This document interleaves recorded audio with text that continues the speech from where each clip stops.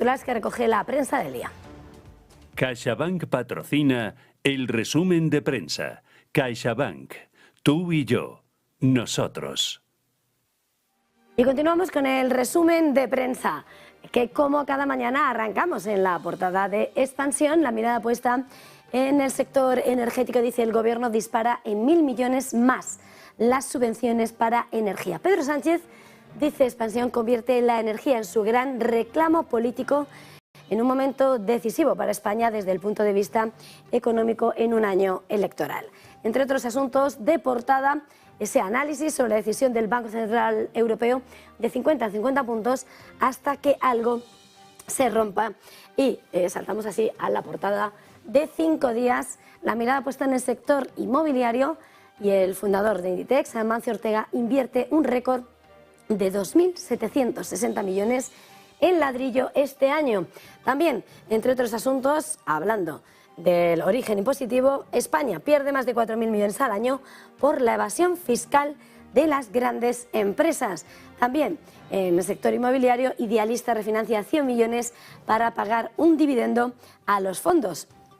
Y en cuanto a la decisión de política monetaria, Powell, Bailey y Lagarde, con esos 50 puntos básicos cada uno, dice: el BCE sube tipos medio punto y anuncia alzas significativas en 2023.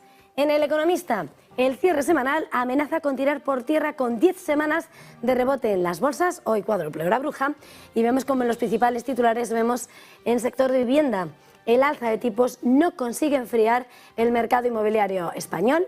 Este artículo de Carlota García Belloso dice: aunque el Banco Central Europeo ha subido los tipos de interés a una velocidad nunca vista antes en la historia del euro, el organismo no ha logrado enfriar el mercado inmobiliario en España. Noticia que acompaña con esa previsión del BCE de la alza significativa de tipos, porque esa inflación está sin control. BCE y la inflación arrastran a los inversores al alquiler, dice: retornos del 4% al 5%. Invertir en vivienda, dice El Economista, para alquiler continúa siendo una de las fórmulas elegidas por pequeños y grandes inversores para obtener rentabilidad sin asumir grandes riesgos.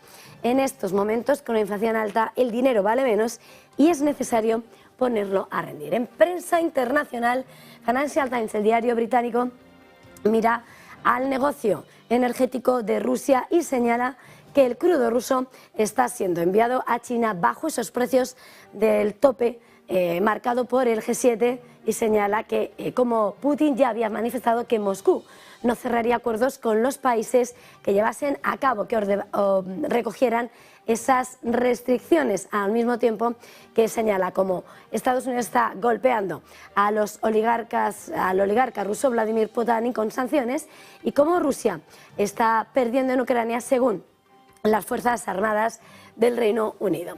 En The Wall Street Journal, el mercado mira a ese nuevo respiro en las cuentas de la administración americana, como el Senado aprueba esos 858.000 millones de dólares a nuestro cambio en este presupuesto de defensa, como la partida autoriza la compra de nuevas armas y eleva los pagos a los miembros.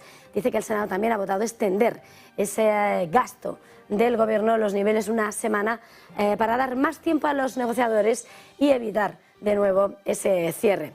Por su parte, en los mercados, esa caída que se veía en el Dow de 764 puntos, esas preocupaciones por la recesión y en medio de la subida de tipos.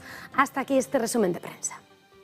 CaixaBank patrocina el resumen de prensa. CaixaBank, tú y yo, nosotros.